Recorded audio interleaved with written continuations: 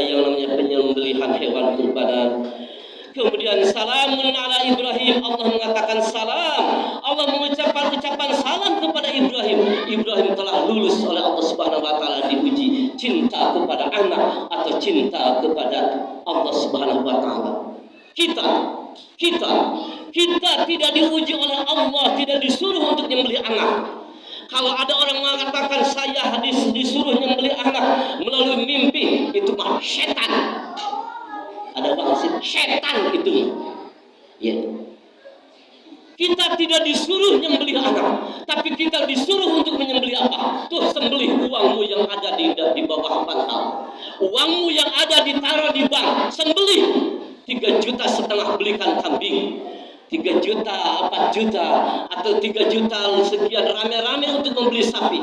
Cinta kepadaku, kepada Allah, atau cinta kepada kekayaan, kepada dunia. Ini ada makhluk. Kemudian ada apa di balik hewan kurbanan? A'udzubillahi minasyaitonirrajim. Allah katakan makhluk. Di dalam surat Al-Hajj kata Allah Subhanahu wa taala, surat nomor ke-22. A'udzubillahi minasyaitonirrajim.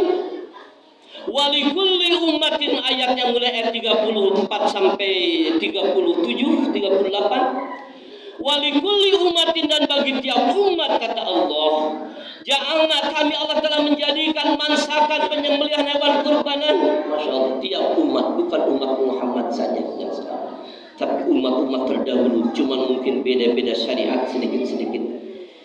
Untuk apa hewan kurbanan ini? Liyazkuru ismallah, agar engkau menyebut nama Allah. Bismillahirrahmanirrahim. Bismillahi wallahu akbar. Allahumma taqabbal kurbanan min bapa'anu wa ahlihim. Untuk menyebut nama Allah, untuk mengagungkan nama Allah Subhanahu wa taala yang namanya hewan kurbanan ini. Kenapa? Alama razaqahum, karena Allah telah memberikan rizki kepada mereka. Masya Allah, telah memberikan rizki sehingga sebagai rasa syukur atas nikmat Allah, kita mempunyai keleluasaan untuk berkurban. Kita pun berkurban. Masya Allah.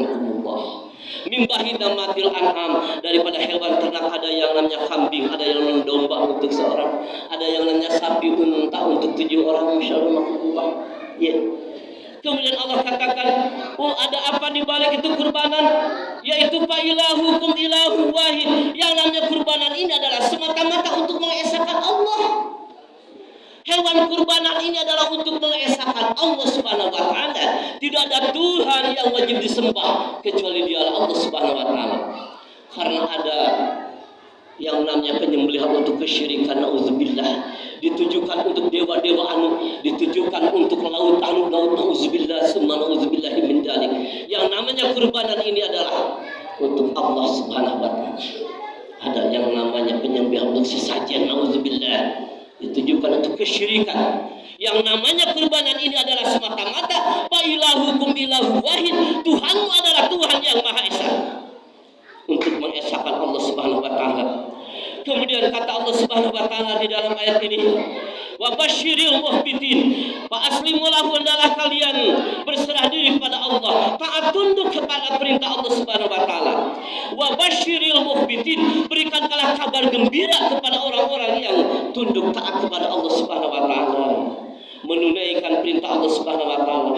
Yang bagaimana orang muhbitin? Alladzina idza dzukirallah, yaitu orang-orang yang apabila disebut nama Allah, wajilat qulubuhum, bergetar hatinya, takut kepada Allah, merasa terpanggil dengan panggilan Allah Subhanahu wa taala. Ketika datang yang namanya musim kurbanan, jangan sampai adem aja, enggak ada niat sama sekali, enggak ada ingin berkurban. Nauzubillah, summa nauzubillahi min dzalik. Wajilat qulubuhum, merasa bergetar hatinya, terpanggil dengan panggilan Allah Subhanahu wa taala. Allah katakan dalam ayat ini, kata Allah Subhanahu wa taala, wal muqimis wa wasabirina, dia menjadi orang yang bersabar ala ma asabak, terhadap apa yang menimpa kepada mereka. Wal muqimis shalah, senantiasa mendirikan salat. Wa mimma razaqnahum yunfiqun, dan dari apa yang Allah haturkan kepada mereka, mereka menginfakkan, termasuk di dalam ketika memiliki kemampuan untuk berkurban, dia berkurban. Barakallahu li wa lakum fil Qur'anil azim.